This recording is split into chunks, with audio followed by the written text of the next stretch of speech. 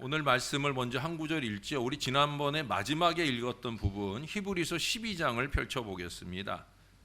오늘은 히브리서 12장을 중심으로 해서 고난의 목적, 계속해서 지금 고난은 어떻게 오는가, 고난은 왜 오는가, 우리 입장에서 보는 고난, 또 하나님 입장에서 보는 고난, 그리고 이제 구체적으로 더 고난의 목적이라는 제목을 가지고 오늘 고난에 대한 말씀을 정리하려고 합니다. 단순히 고난, 어려움, 고통 이런 것만 아니라 크고 작은 시험까지도 포함해서 이 말씀을 잘 들으셔서 이 말씀 속에서 고난을 이기는 승리자들이 될 수 있으면 좋겠습니다. 자, 5절 말씀, 우리 지난주에도 5절을 읽었는데 우리 5절, 6절 아닙니다. 8절을 읽으십시다. 8절. 8절. 7절, 8절을 읽죠. 죄송해요. 왔다 갔다 해서 7절, 8절. 제가 7절을 읽을게요. 여러분들이 8절을 읽어주세요. 너희가 참음은 징계를 받기 위함이라 하나님이 아들과 같이 너희를 대우하시나니 어찌 아버지가 징계하지 않는 아들이 있으리요.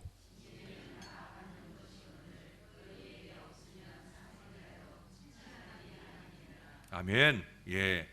고난의 목적 첫 번째 꼽을 수 있는 것은 다름 아니라 아들이기 때문에 그렇다는 거예요. 아들이기 때문에, 다시 말해서 우리가 하나님의 아들됨을 증명하시려고. 예? 여러분, 옆집에 남의 자식이 잘못하면 야단 쳐요, 안 쳐요? 야단 잘 안 치죠. 요즘에 야단 잘못 쳤다 큰일 납니다. 봉변당해요. 예? 그래서만 아니라 남의 자식이야 어떻게 살든 말든 솔직히 관심 없잖아요.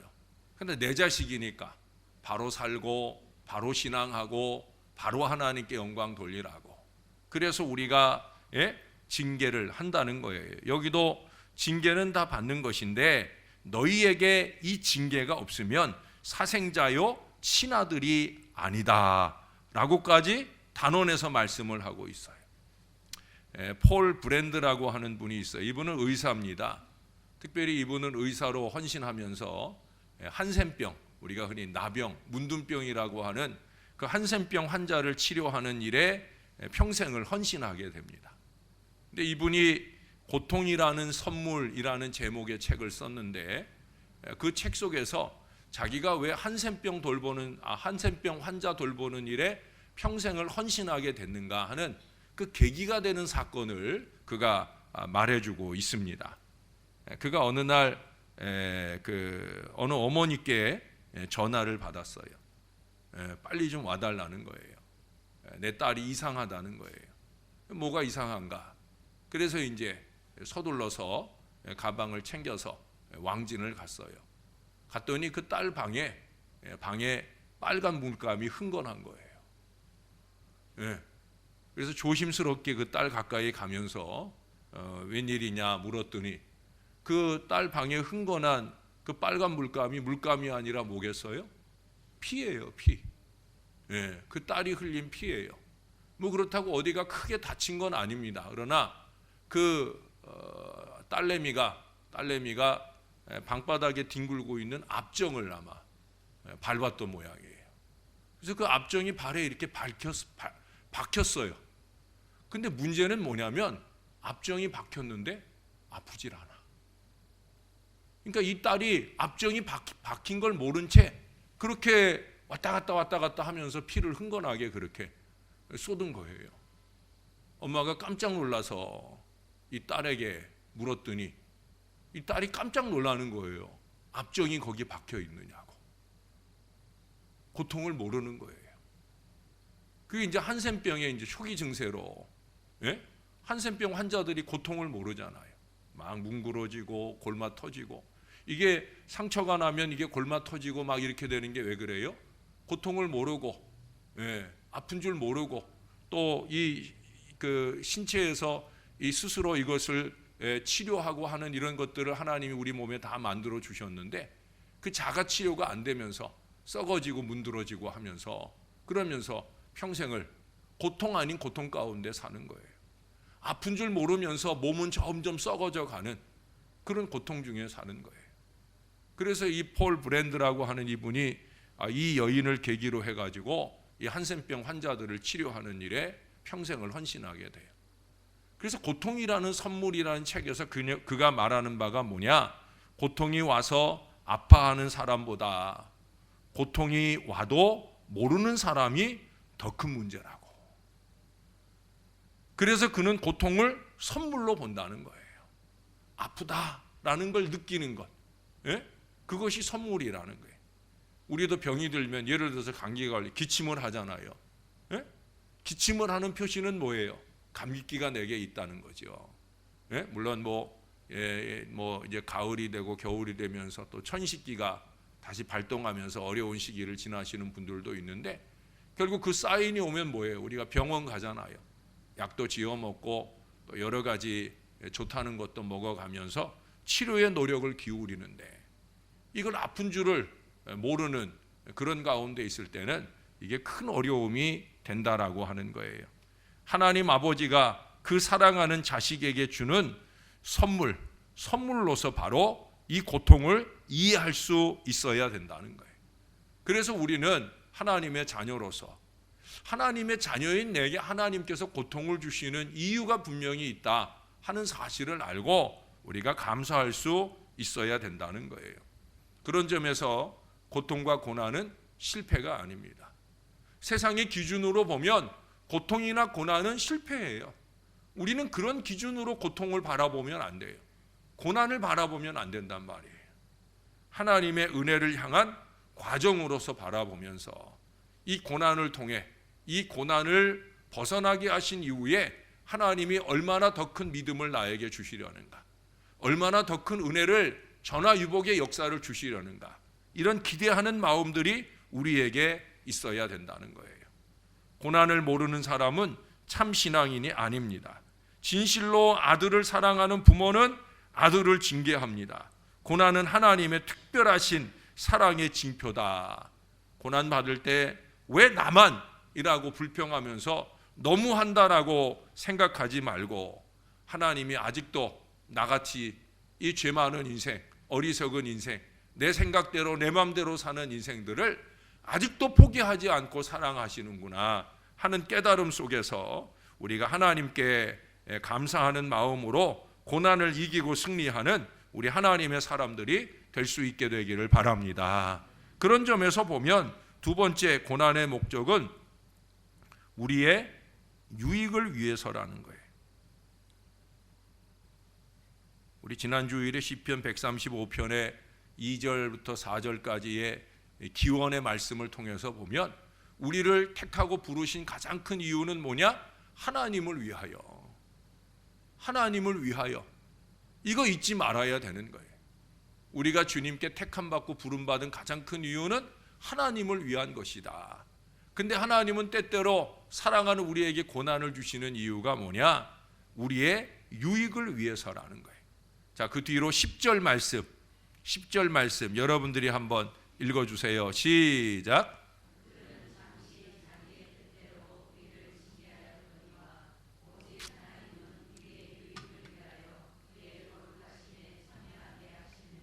아멘.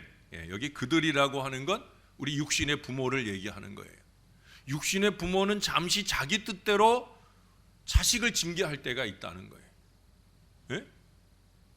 자기가 원하는 대로 안 살아주면 그 자식을 징계할 때가 있죠. 또 자기의 이기와 욕심을, 또 어떤 부모는 성질이 참 못돼 먹어가지고 그 자식한테 성질 부리느라고, 요즘에 얼마나 나쁜 부모가 많아요. 깜짝깜짝 놀래잖아요. 자식을 뵌 간호사가 다른 사람의 자식을 함부로 대하기도 하고. 전 그런 게 이해가 안 돼요. 도대체 자기 자식을 태중에 넣고 안고 태중에 있으면서 어떻게 남의 자식을 그렇게 대할 수 있을까? 저는 정말 상식적으로 이해가 안 돼요. 신앙 떠나서 사람의 탈을 쓰고 어떻게 그럴 수 있나? 근데 그건 아무것도 아니잖아요. 심지어 자기 자식, 비록 자기 피를 나눈 자식은 아니지만 그래도 함께 사는 사람이 낳은 자식을 또 함부로 대하고 때리고 학대해가지고 죽이는 일들도 얼마나 많아요. 참 세상이 어떻게 되려고. 저는 그런 거 볼 때마다 정말 주님 오실 때가 가까워 왔나 보다. 사람이 아니라는 거죠. 예? 신앙인이 아니라는 거죠. 이거 정말 주님이 가까우신 거예요. 여러분, 주님 곧 오십니다. 그런 상황과 환경을 보면 주님 곧 오셔요. 이 육신의 부모는 때때로 그렇게 인간의 마음으로, 심지어 동물적 마음으로 살 때도 있어요. 근데 하나님은 아니라는 거예요. 여기 첫 번째 꼽는 게 뭐예요? 오직 하나님은 우리의 유익을 위하여. 할렐루야. 우리를 위해서 그렇게 고난과 어려움도 주신다는 거예요. 고난은 우리를 위한 것이다. 여러분, 천교도 신앙 아시죠? 지난 주일이 미국에서 이제 추수감사절이었을 건데, 그 추수감사절의 시조가 되는 청교도 신앙, 참 위대한 신앙이 아닐 수 없어요. 신앙을 위해서 그들은 조국과 친척 부모를 떠나는 그런 신앙의 모습을 보였다는 거예요. 그러나 여러분, 그 신앙을 지키기 위해서, 하나님을 향한 신앙을 지키기 위해서 그들은 혹독한 고난을 겪어야 됐잖아요. 고향을 떠나오는 혹독한 고난은 아무것도 아니죠. 메이플라워 호를 타고 102명이 대서양을 건너서 아메리카로 가는데, 근데 가는 동안에 48명, 102명에서 48명, 거의 절반 가까운 사람들이 항해 도중에 죽는 거예요. 그리고 무사히 도착해가지고 그들이 집전하면 고생하듯이 청교도 신앙자들이 그렇게 고생을 해요. 농사도 실패를 하고 추위와 굶주림으로 고통과 고생을 하게 되어집니다. 뭐 때문이에요? 신앙 때문이에요. 신앙 내팽개치면 그런 고난 안 겪어도 되는 거예요. 근데 신앙 지켜볼 마음으로 그들이 애쓰고 수고하며 그 모든 고난을 겪게 된다는 거예요. 그들은 그 고난 중에서도 감사해요. 뭘 감사해요? 신앙의 자유가 있음을. 신앙의 자유가 있음을 감사합니다.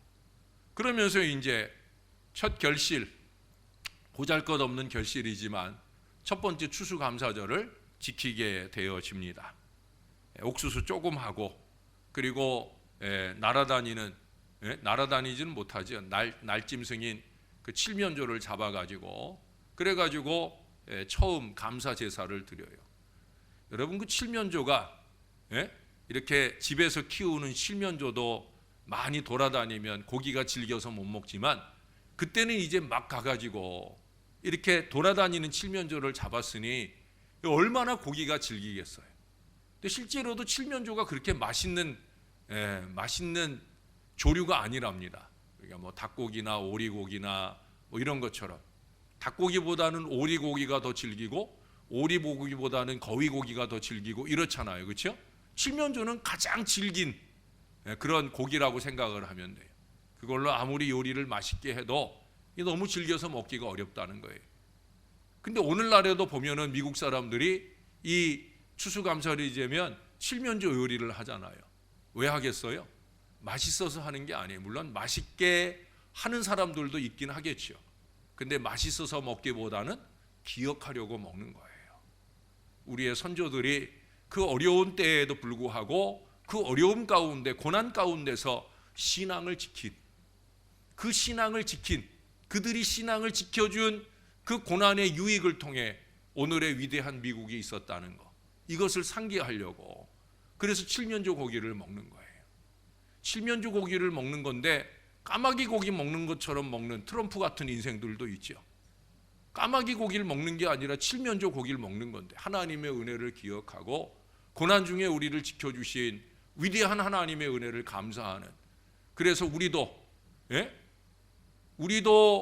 500년 전, 600년 전에 그렇게 500년 전 맞나요?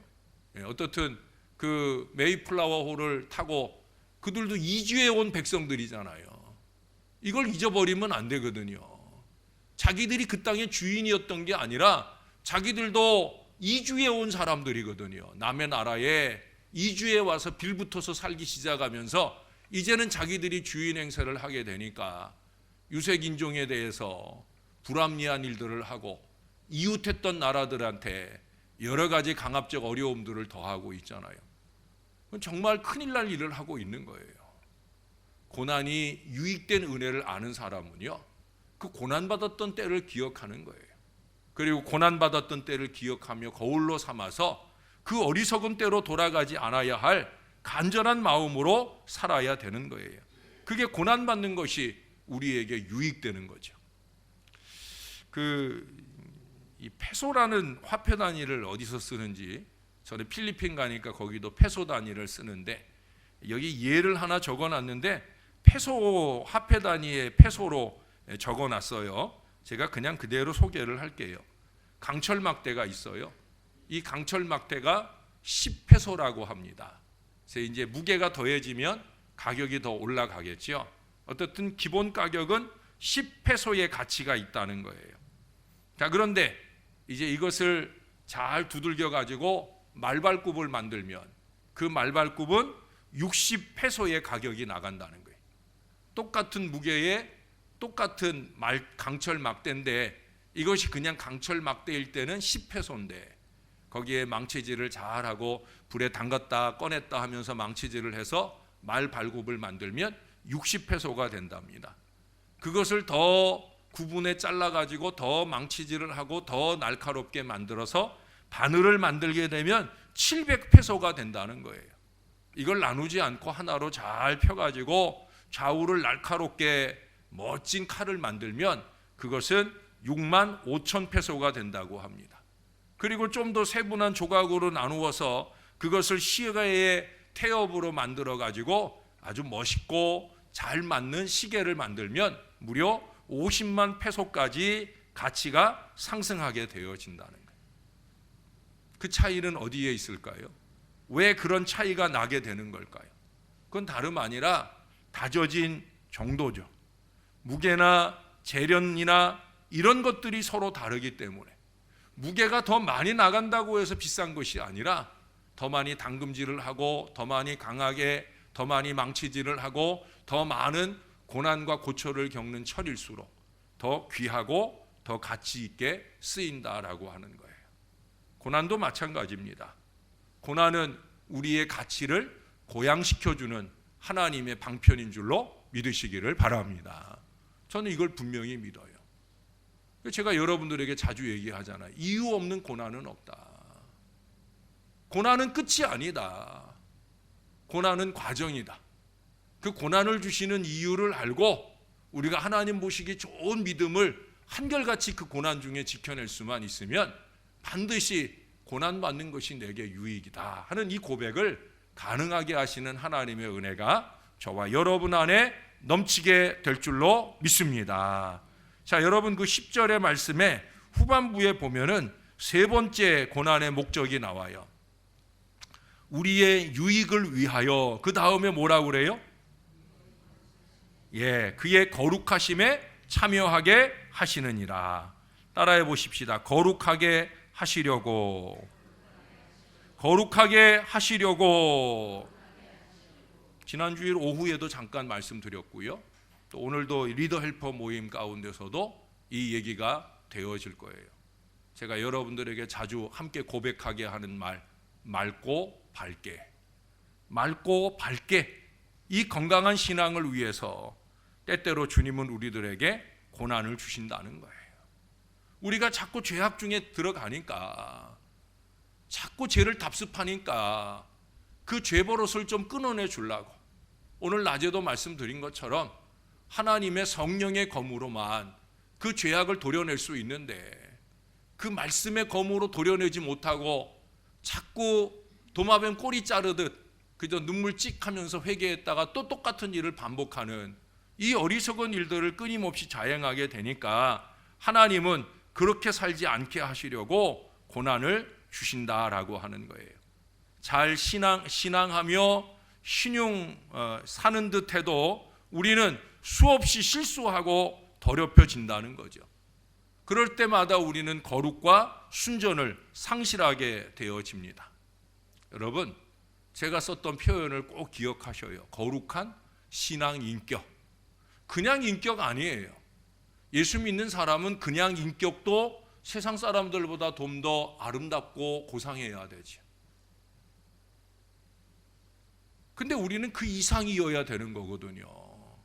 세상 사람들의 인격의 수준이 아니라 그 이상 거룩한 신앙 인격의 사람들이 되어야 된다는 거예요. 너무 천박하고 너무 저질로 살면 안 된다는 거예요. 예수 믿는데, 아니 예수 믿은 세월이 얼마나 됐는데 우리가 좀 더 주님의 거룩함으로 닮아가야 된다라고 하는 거예요. 하나님은 우리가 그렇게 거룩을 상실하고 순전하지 못한 모습으로 살아가기를 원하지 않으신다는 거예요. 어떻게든 우리를 거룩하게 하시려고 애를 쓰신다는 거예요. 그 가장 큰 애쓰시는 게 뭔지 아셔요? 말씀으로 찌르는 거죠. 말씀으로 도려내는 거예요. 징계를 통해, 고난을 통해 때려서라도 그렇게 우리로 하여금 바른 길을 가게 하려고, 개인이 바른 길을 가고 공동체가 바른 길을 가게 하려고 주님은 끊임없이 말씀으로 찌르고 징계로 때리시는 일들을 반복해 나간다라고 하는 거예요. 제가 그런 얘기를 읽었어요. 어떤 농부가 열심히 오전에 일을 하고 점심을 아주 맛나게 먹었어요. 점심을 먹고 나니까 몸이 피곤하고 햇빛은 좋고 하니까 나른하게 식곤증이 찾아와요. 그래서 정자에 큰 대자로 누워가지고 잠이 들었어요. 입을 벌리고 코를 드르렁 걸으면서 잠이 들었어요. 얼마나 고나게 잠이 들었는지.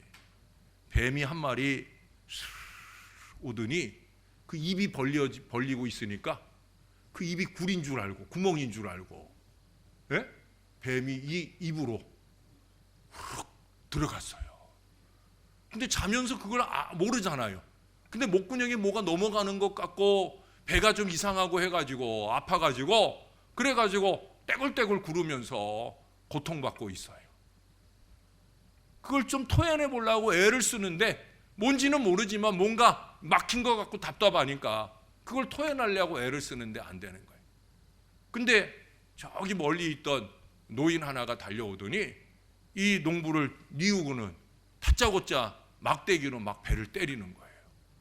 그래서 왜 그러시느냐고 그 매를 안 맞으려고 그러는데 잠자코 그냥 있으라고 그러면서 자꾸 배를 막대기로 때리는 거예요. 그러니까 좀 이따 배를 막 때리니까 이 뱀이 거꾸로 또 입으로 쑥 나와가지고, 징그러워요? 그냥 얘기니까 쑥 나와가지고 후룩 가더라는 거예요. 이 농부가 그때서야 이 어르신이 왜 나를 때렸는지 이해가 되는 거죠. 어르신이 얘기해 주는 거예요. 내가 일하다가 뭔가 기분이 이상했고 이렇게 봤는데 뱀이 스르륵 자네 입으로 들어가더라고. 근데 내가 자네한테 자네 뱀을 삼켰어라고 얘기하면 자네가 기절해 버릴 거고, 그러면 그냥 뱀이 자네를 뱃속으로부터 먹어버리면 자네 죽지 않겠는가. 그래서 내가 아무 말도 못하고 그냥 다짜고짜 배를 때린 거네. 이해하게. 그랬더니 이해가 뭡니까? 여러분, 그게 이해할 일이 아니잖아요. 아니 이해가 뭡니까? 잘 때려 주셨습니다. 그러면서 자기를 때린 그 노인을 자기 집으로 모시고 가가지고 맛있는 식사를 대접하고 그 이후에 생명의 은인처럼 그 어르신을 잘 섬겼다라고 하는 전설 따라. 요새 이거 너무 자주 하는 것 같아요. 어떻든 제가 그 얘기를 읽으면서 고난이라는 게 이런 거구나. 나를 제대로 살게 하시려고 하나님이 사랑하는 나에게 왜 이런 막대기를 주시나. 내가 열심히 주를 위해 산다고 내 나름으로 노력을 하는데 하나님은 왜 이 막대기를 나한테 주시는가. 안타깝고 답답할 때마다 제가 이런 이야기들을 하나님이 읽게 하셔요. 무릎을 치게 하셔요. 나를 위한 것이다.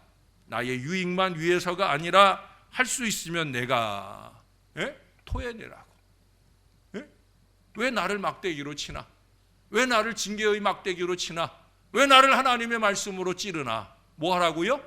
토해내라고. 그 삼켰던 죄악의 그 모든 더러운 것들을 좀 토해내라고. 좀 깨끗해지라고. 좀 순결해지라고. 좀 거룩해지라고. 좀 하나님의 사람답게 살아보라고. 여러분, 예수님은 우리가 좀 더 거룩하고 신령하여 그 자신과 같이 되기를 간절히 원하고 있어요. 근데 우리가 그 길을 잘 따라가지 않으니까 때때로 이 크고 작은 징계를 통해 여러분 징계가 금방 없어질 듯 하면서도 없어지지 않는 이유는 아직도 우리가 무릎 꿇지 않아서 그래요. 여러분 처절하게 한번 무릎 꿇어 보셔요. 하나님 잘못했습니다 하고 처절하게 한번 무릎 꿇어 보셔요. 떼굴떼굴 한번 굴러 보셔요. 그러면 그 모든 것들 다 거두어 가시고 새 은혜를 부어 주실 때 우리가 상상하는 이상의 하늘의 놀라운 은혜를 부어 주셔요. 우리 안에 거룩함을 먼저 채워 주시고 그 거룩한 신앙 인격에 걸맞는 하늘의 복을 더해 주신다는 거예요. 저는 저와 여러분이 그 복을 받으며 누리면 좋겠어요. 여러분 우리가 좀 더 거룩해지십시다. 누가 봐도 우리 목사님 같아. 우리 장로님은 장로님 같아. 우리 교회 권사님들은 그냥 기도만 딱 했다 하면 은혜가 철철 넘친. 여러분 이런 거룩함들이 채워져 가야 그래야 그게 교회죠. 교회가 교회다워져야 합니다. 교회가 교회다우려면은 교인들이 성도다워야 되는 거예요. 성도가 뭐예요? 거룩한 백성이에요. 가장 중요한 신앙의 직분은 뭐냐? 성도라고 말씀드리잖아요. 목사로서보다도 성도로서 하나님 앞에 서서 거룩하게 인정받는 저와 여러분 될 수 있기를 예수님 이름으로 간절히 축원합니다. 네 번째, 다섯 번째는 같이 보겠습니다. 네 번째는 우리를 시험하시려고. 여기 이 시험이라고 하는 것은 제가 전에 시험과 유혹을 구분해 드렸어요. 똑같이 시험이라고 풀 수 있는데 사단이 주는 것은 템테이션. 죄송해요. 여기 피가 하나 더 들어가네요. 템테이션. 이거는 유혹으로서의 시험이에요. 이 시험, 사단이 주는 시험, 유혹은 우리로 하여금 내려가게 하는 시험이에요. 근데 테스트가 있잖아요. 테스트로서의 시험은 뭐예요? 우리로 하여금 올라가게 하려는 거예요. 아이들이 얼마나 됐는데 수능 시험을 봤잖아요. 수능 시험 봐가지고 어디로 올라가라고? 고등학교에서 대학교로 올라가라고. 하나님이 우리를 시험하시는 건 올라가라고 주시는 시험인 줄로 믿습니다. 고난은 찌꺼기를 제거하고 순수한 금을 남기기 위한 용광로와 같은 거예요. 위에 철을 넣고 광석을 넣고 뜨거운 용광로에 그 불을 막 달굽니까? 결국 그 안에서 금을 정련해내기 위한 거잖아요. 저와 여러분을 순금 같은 믿음으로 끄집어내기 위해서, 정련해내기 위해서 시험하시는 그런 고난을 하나님이 우리에게 주신다라고 하는 거예요. 그 다섯 번째로 가가지고 그 고난은 결국 우리를 추수하게 하시려고. 자, 11절 말씀을 같이 한번 읽어볼까요? 11절. 자, 같이 읽습니다. 시작.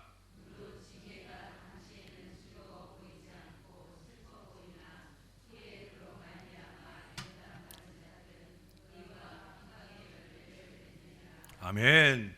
후에 그로 말미암아 연단받은 자들은 의와 평강의 열매를 맺느니라. 바로 이 열매를 위해서예요. 열매 잘 맺으라고. 시험을 치르면서 믿음이 성장을 하고 그 성장된 믿음을 통해서 의와 평강의 열매를 많이 맺으라고.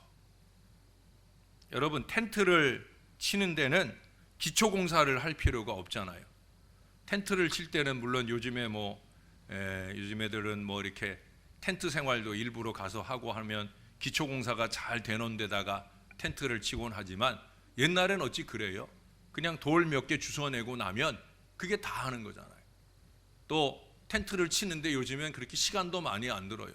요즘엔 그냥 이렇게 접혀있는 텐트를 휙 던지면 3초 만에 3초도 안 걸리는 것 같아요. 이렇게 접혀있는 거 끄집어내고 틱 던지면은 차락 텐트가 만들어지는 참 좋은 세상이죠. 그런 세상을 살고 있어요. 그러나 텐트에서 평생을 사는 사람은 유랑 인생을 사는 사람이죠. 거지 인생을 사는 사람이에요. 물론 레저를 위해 사는 사람들도 있지만 거기서 늘 평생을 살지 않잖아요. 늘 평생 사는 곳은 어디예요? 집이에요. 건물처럼 지어진 집에서 우리는 늘 평생 살게 되어집니다.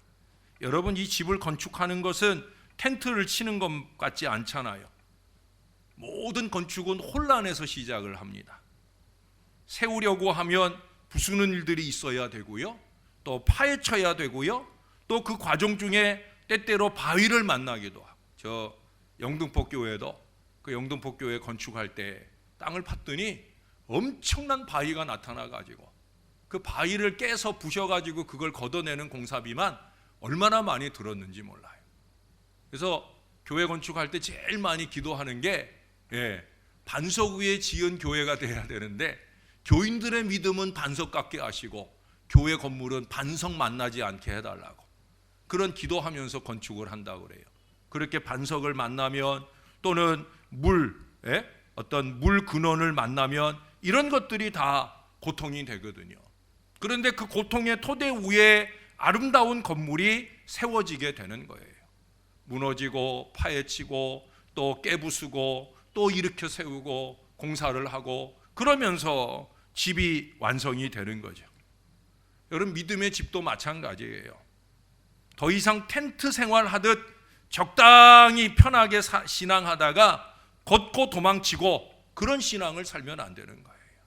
믿음의 뿌리를 내리고 믿음의 집을 잘 짓고 튼튼하게 잘 짓고 거기서 견고한 신앙의 인생을 아름답게 살아야 된다는 거예요. 그러기 위해서는 크고 작은 어려움들이 찾아왔을 때 그것을 피하고 도망갈 이유로 삼으면 안 돼요. 그럼 평생 텐트 생활만 해야 되는 거예요. 여러분, 텐트 생활하지 말고 주택 생활을 해야 되는 거예요. 믿음의 집을 견고하게 짓고 살아야 된다는 거예요. 신앙생활하다가 당장에 괴롭고 슬픔을 만나게 되겠지만, 여러분, 여기 11절에 이 말씀을 잊지 마셔요. 후에 당장은 징계가 즐거워 보이지 않고 고난이 슬퍼 보이고 어려움이 있지만, 그러나 후에 그로 말미암아 우리에게 맺게 하실 의와 평강의 열매를 기대하면서 이겨낼 수 있어야 된다는 거예요. 커피들 많이 드시죠? 우리나라 사람들은 단맛에 커피 잡수시는 분들이 많이 있죠. 우리 어르신들 특히 보면 설탕도 듬뿍 치고 프림도 듬뿍 치고 아예 그것이 그냥 듬뿍 들어있는, 이 커피 믹스 보면은 커피 들어있는 양은 얼마 안 되고 그 커피 맛을 가장 달달하고 맛있게 먹을, 건강은 두 번째 문제고 당장 입맛에 달달하고 맛있는 그런 커피로 먹을 수 있는 믹스가 잘 만들어져 나와 있는데, 그게 먹지 말라 이 말씀을 드리는 건 아니에요. 그러나 커피의 참맛을 아는 사람들은 그렇게 마시지 않잖아요. 그렇죠? 그냥 블랙으로 마시고, 블랙보다 더 커피의 참맛을 아는 사람들은 에스프레소로 마셔요. 이 에스프레소라고 하는 건 뭐냐면 커피의 원액, 가장 액기스되는 원액, 그거 한번 내리면은 요만큼 정도 나와요. 요만큼 정도. 저도 전에 저희 형님이 야, 커피는 에스프레소가 진짜야, 한번 먹어봐. 그래가지고 제가 그 에스프레소를 시켜가지고 거기다 시럽 한 방울, 달착한 시럽 한 방울 넣고 마시라 해서 딱 마셨어요. 정말 엄청 써요. 단맛도 물론 시럽을 조금 넣어서 나긴 하지만 엄청 써요. 근데 그걸 입안에서 좀 굴리라는 거예요. 그래서 혓바닥으로 입안에서 이렇게 굴리고, 그리고 꿀떡 삼켰어요. 그러고 났는데 그 커피 향이 하루 종일 내 입에 머물러 있어요. 정말입니다, 여러분. 커피 향이 깊게 내 입에 머물러 남아 있으면서 얼마나 기분 좋은 시간들을 지냈는지 몰라요. 아, 사람들이 이래서 에스프레소를 먹는구나 생각을 했어요.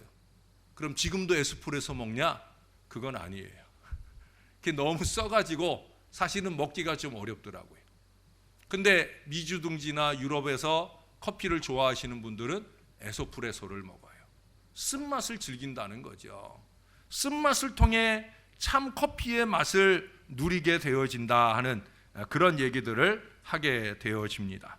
여러분, 고난의 뒷맛, 고난이 당장은 입에 쓰지요. 그러나 오늘 하나님 분명히 말씀해요. 의와 평강의 열매를 더해 주신다. 우리가 잠깐 부끄럽고 회개하는 어려운 고난이지만 그 고난을 잘 이겨내기만 하면 주님이 원하는 회개로 통해 깨끗하고 순전한 우리의 거룩함을 찾아갈 수만 있다면 우리는 반드시 그 고난을 통해 하나님의 눈부신 축복과 은혜를 누리게 된다는 거예요. 먼저 꼽는 게 뭐예요? 의예요. 의라고 하는 게 뭐예요? 거룩함을 통해 우리에게 주어지는 거예요. 믿음으로 의롭게 된 자는 산다 하는 이 신앙의 근본 원리, 우리가 구원받을 수 있는 가장 근본 출발점인 의라고 하는 것이 저절로 우리에게 다가오지 않는 거예요. 남들은 뭐 어떻게 살고 그 어떻게 사는 거짓과 술수로 나를 시험해 온다고 할지라도 나는 내가 지켜야 할 걸 지키는 거예요. 저놈이 거짓말했으니까 나도 거짓말로 대하는 게 아니에요. 저놈이 악의와 악독으로 대했으니까 나도 똑같이 갚아줘야지. 그게 아니란 말이죠. 왜? 우리는 하나님이 고난을 주시는 이유를 아는 사람들이니까. 특별히 오늘 더더욱더 고난은 우리를 거룩하게 하시려고, 하나님의 사람답게 살게 하시려고, 또한 하나님이 우리에게 주시는 의와 평강의 열매를 맺게 하시려고 주시는 거다 하는 걸 우리가 잊지 말아야 합니다. 원래 제가 설교 준비는 여기까지 했었는데요, 제가 이번 주일 주보에다가 적은 글 하나, 여러분들이 주일날 지나고 나면 잘 읽는지 모르지만 제가 한번 그 얘기를 마저 해드리고 오늘 말씀을 좀 마치려 합니다. 만주에서 있었던 일이에요. 일제시대 만주에 살던 우리 동포들이 모여 사는 곳이 있었는데 거기에 마적대가 쳐들어왔어요. 그래갖고 마을 사람들을 그 마적대가 그 마을 중간에 있는 우리 신앙 백성들의 교회에다가 사람들을 다 가두었어요. 그리고 교회 안에 예수님 초상화가 있는데 그 초상화를 마적단장이 꺼내가지고 땅바닥에 내팽개치고는 그 교인들에게 말하는 거예요. 너희들이 이 예수라는 작자를 너희들이 다 밟고 지나가면 내가 지나가는 사람은 살려주겠다. 오해하지 마셔요. 저는 그냥 거기 있는 얘기 그대로, 그 용정에서 있었던 얘기 그대로예요. 제일 먼저 누가 나섰을까요? 제일 앞자리에 앉아있던 장로님이 성큼성큼 나가가지고 그 예수님의 십자가를 밟고 지나가더랍니다. 그 다음 두 번째는 누가 나섰을까요?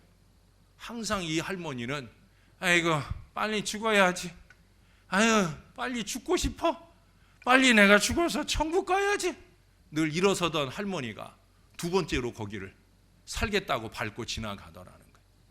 그렇게 두 사람, 세 사람, 네 사람 그렇게 다 예수님 초상을 밟고 지나가요. 일곱 번째 29살 된 어느 청년이 앞서간 사람들처럼 뭐 어른들도 다 그러고 지나갔으니까 자기도 따라서 예수님 밟고 지나가려고 하는데 예수님하고 눈이 딱 마주친 것 같아요. 그 청년이 그 예수님의 초상화를 붙들고 눈물을 펑펑 쏟습니다. 주님은 나를 위해 죽으셨는데 나는 살겠다고 지금 예수님 밟고 지나가려 했다고. 자기의 옷으로 예수님 그 초상화에 그 얘기를 안 했군요. 침을 뱉고 지나가라고. 예수님 초상에 침을 뱉고 예수님 밟고 지나가라 했는데 앞선 6사람이 다 그렇게 침 뱉고 지나간 그 침을 자기의 옷으로 다 닦고 그 대신에 그 초상화 위에다가 자기의 눈물을 쏟아 부으며 그렇게 애걸복걸 하더라는 거예요. 그러고 나서는 이제 울음을 멈추고 그 초상화를 끌어안은 채 그 마적단장에게 얘기했다는 거예요. 자, 이제 됐으니까 나를 죽이시오 라고 말했다는 겁니다. 그랬더니 이 마적단장이 그 교회 안에 많은 교인들한테 소리쳤답니다. 야 이놈들아, 예수를 믿으려거든 얘처럼 좀 제대로 믿어라. 너희들 얘 때문에 사는 거야 라고 얘기하면서 자기 부하들을 데리고 그러고 가버렸다는 거예요. 예수를 믿으려면 좀 제대로 믿으라는 거죠. 한 사람이 예수를 제대로 믿으니까 그 제대로 믿은 그 한 사람 때문에 바로 바로 그 교회 모든 사람들, 그 마을의 모든 사람들이 살 수 있게 되었다라고 하는 거예요. 여러분, 오늘날 예수 믿는다 하는 이 신앙의 가치가 참 땅바닥에 떨어지고 있는 시대입니다. 목사들이 부족하게도 떨어뜨리기도 하고, 또 많은 신앙의 백성들이 안타깝게도 그 신앙의 가치를 너무 추하게 만드는 안타까운 현실을 살아가고 있어요. 다 그럴지라도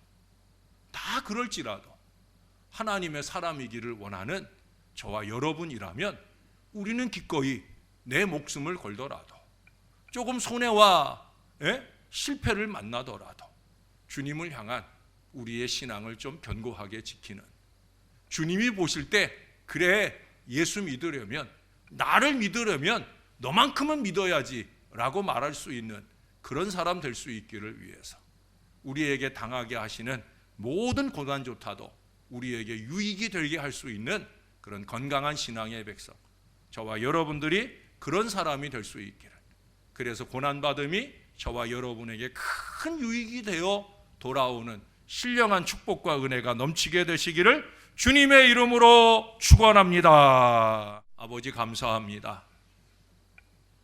오늘도 또 한 번 주님 앞에 예배하며 또 한 번 주의 말씀을 받고 갑니다. 특별히 우리가 싫어하는 것, 그럼에도 불구하고 주님은 우리들에게 크고 작은 고통과 고난과 시험을 주신다는 것, 그 고난이 우리에게 분명한 이유가 있다는 것 다시 한번 알게 해주시니 감사를 드립니다. 우리의 어리석은 죄악이 고난을 자초하는 1차원적인 신앙 인생을 살지 않도록 하나님 우리를 좀 붙들어 주시옵소서. 우리가 예수 믿는 믿음 때문에 이 믿음의 가치에 합당하도록 거룩하고 의롭게 살려다 보니까 어쩔 수 없이 고난을 받을 수 있는 그 거룩한 신앙 인생을 살 수 있도록 은혜를 더하여 주옵소서. 오늘날 우리 스스로가 세상 사람들이 우리를 끄집어 내리는 것이 아니라 우리들 스스로가 우리의 신앙의 가치를 끄집어 내리고 우리의 신앙의 고상함을 너무나 천박하게 만드는 그런 시대를 살고 있습니다. 눈앞의 이익 때문에, 당장의 이익 때문에 후에 우리에게 주어질 의와 평강의 열매를 외면하며 살아갑니다. 하나님 도와주세요. 우리 부족한 인생들이 예수의 흔적을 세상 가운데 나타내는 거룩한 하나님의 사람으로 살아갈 수 있도록 생각하는 것이나 말하는 것이나 행동하는 모든 일들이 정말 주님 보시기에도 좋을 뿐 아니라 세상 사람들이 인정하고 우리 때문에 예수 믿고 싶은 마음들이 들 수 있는 그런 신앙의 자녀들로 살 수 있도록 우리를 도와 주시옵소서. 이제는 고난 앞에 우리가 움츠러들지 않도록, 상황이나 환경 앞에 무릎 꿇지 않도록 예수님의 자녀로서 의연하게 그 고난을 이기고 승리의 깃발을 힘있게 나부끼게 하는 하나님의 사람들 다 되게 도와 주옵소서. 특별히 이 자리에도 육신적으로나 또 경제적으로나 영적으로나 크고 작은 고난을 맞은 자들이 있습니까?